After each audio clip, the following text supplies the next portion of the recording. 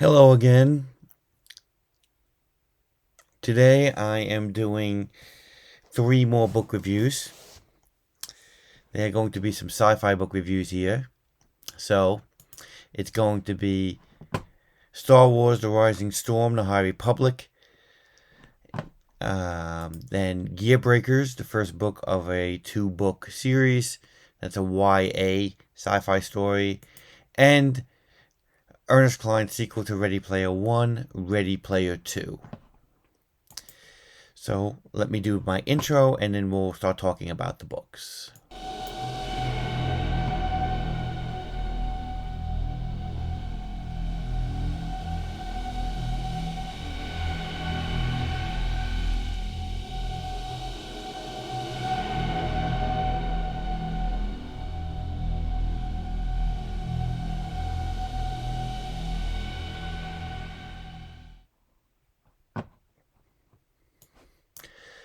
Alrighty, I am back.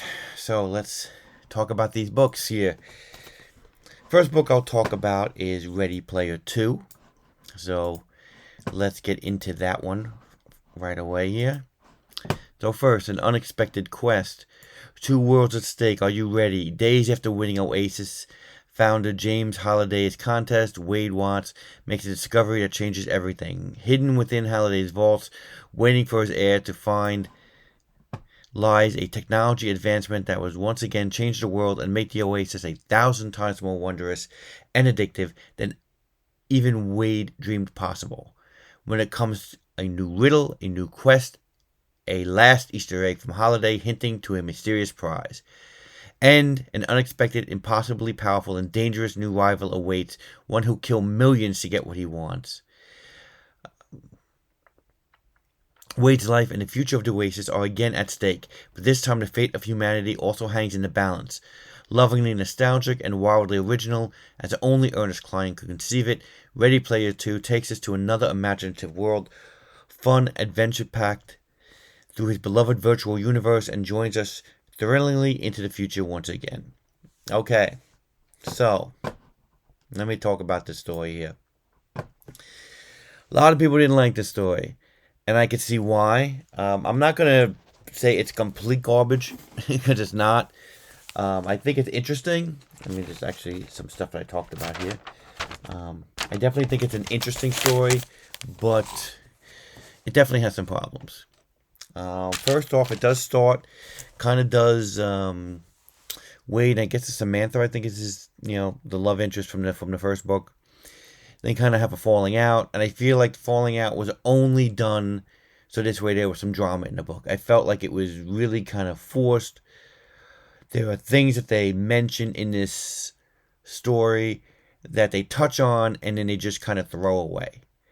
Um, I'll tell you right now, there's actually a new virtual reality headset that Wade finds that Samantha is against and that Wade is interested in, and this is a very powerful part of the story. And somehow, Samantha's right about the dangers of this. You find out obviously about the dangers of this headset, and then at the end of the book, it's like, oh yeah, well, now that her mind has changed. It's like, wait a minute, did we just go through the same story? Did you see the dangers that this headset provides, but somehow now, oh, it's magically not important. Same thing with what Samantha was trying to say, as far as she wanted to use the money and use the concept of Oasis to try to help the real world. That there was way too much time spent in Oasis, and that people needed to use that money to fix our current world. And where Wade was pretty much using Oasis to escape the world. And again, at the end of the book, I mean, I'm generalizing, but again, at the end of the book, that's kind of thrown away. There's a whole strategy, a whole thing that Wade is doing to try to kind of escape the world that they still kind of throw at, but they also deal with artificial intelligence here. And again, that's another part where that was a really cool, interesting thing, artificial intelligence, as far as, they have these avatars, and they basically a sentient being kind of. But like, what rights do they have? How do they work? I mean, I just covered Day Zero, which did a whole big thing about artificial intelligence, and here was a virtual artificial intelligence, Ready Player Two. They could have done a lot with it, and they didn't. I mean, the nostalgia was nice. There's the huge John Hughes section for all the John Hughes movies. There's a huge section on Prince, which I thought was really cool. That's probably one of the controversies of this story. From the right is that it does kind of talk about blurred sexuality, and that was an issue I know that some right wingers had. I didn't have an issue with that at all, but the issue I had with was the way the story was. And James Holloway, we find out he's even a bigger idiot and an obsessive loser than the first book kind of hinted at. We also find out that Wade is kind of a jerk as well in this story, where he kind of spies on people and does some nasty things here. And again, a lot of this stuff is like, again, I feel like done just for plot. And then like, oh geez, I've fallen away, and now let me go come back. And it was just like, okay, you just needed a plot for this story. And I can see why people say this is kind of like a cash grab, because you just needed a plot for this story.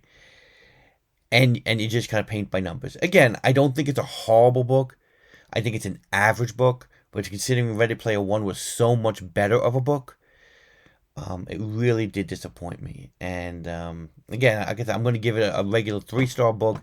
I think if you're interested in Ready Player Two, I picked this up at the library, and I would not pay money for this.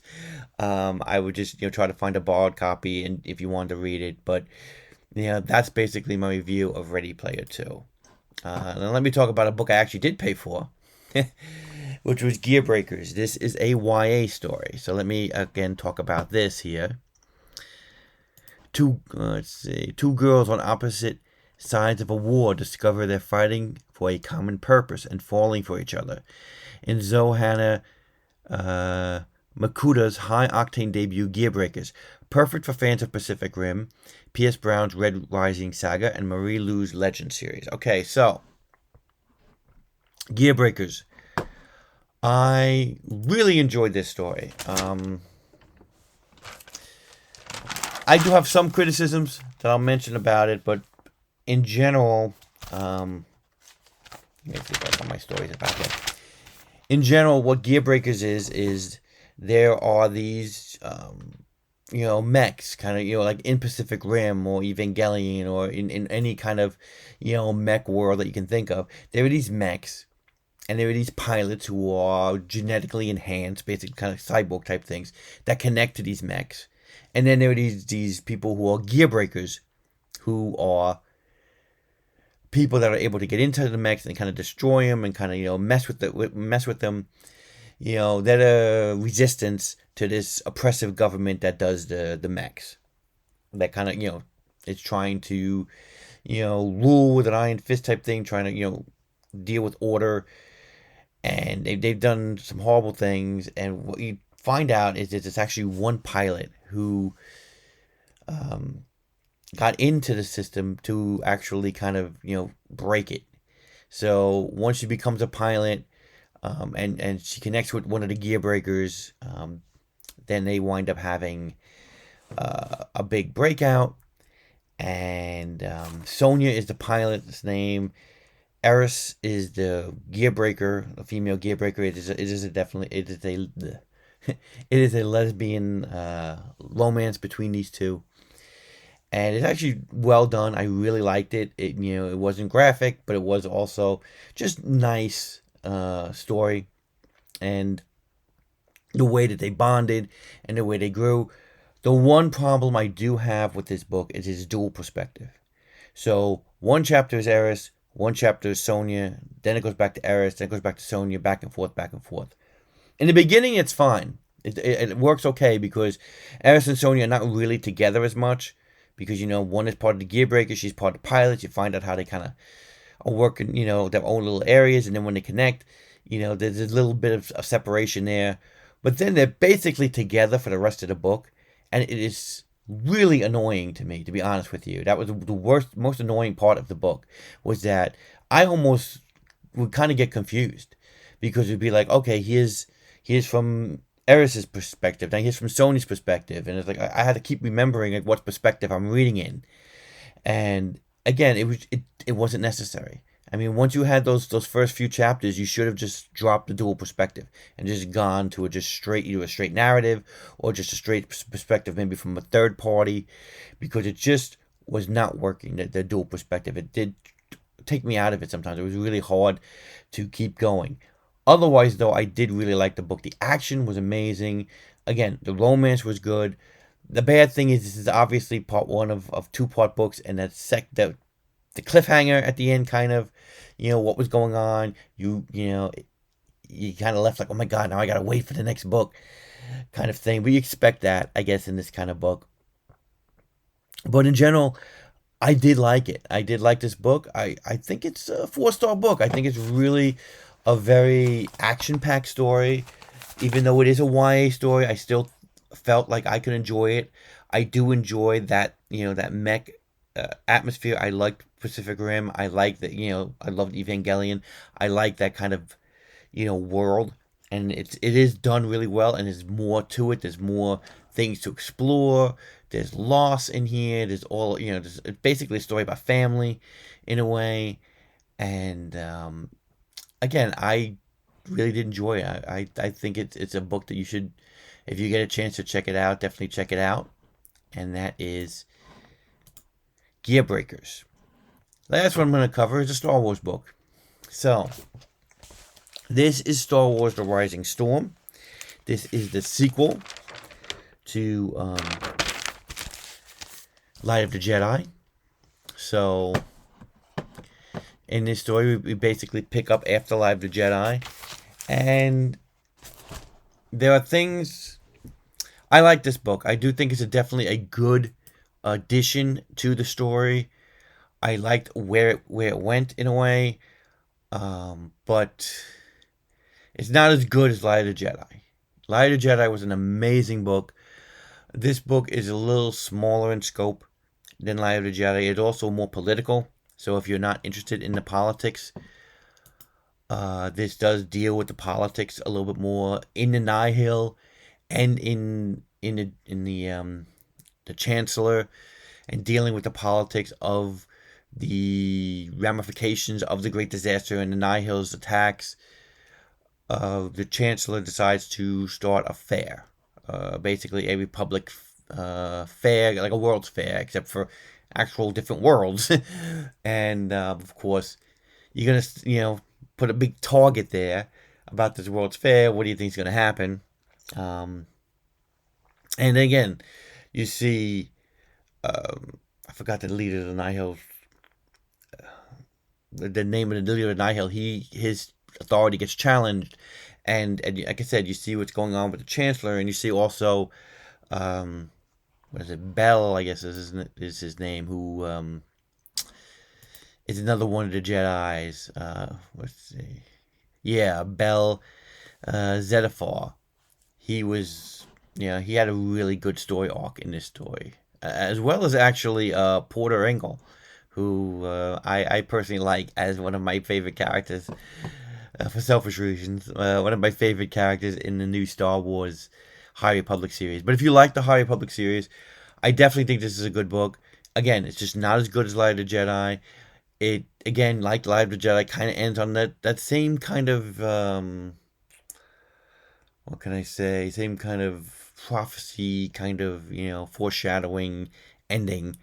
So you do want to read more. I do look forward to whatever the third book in this series is.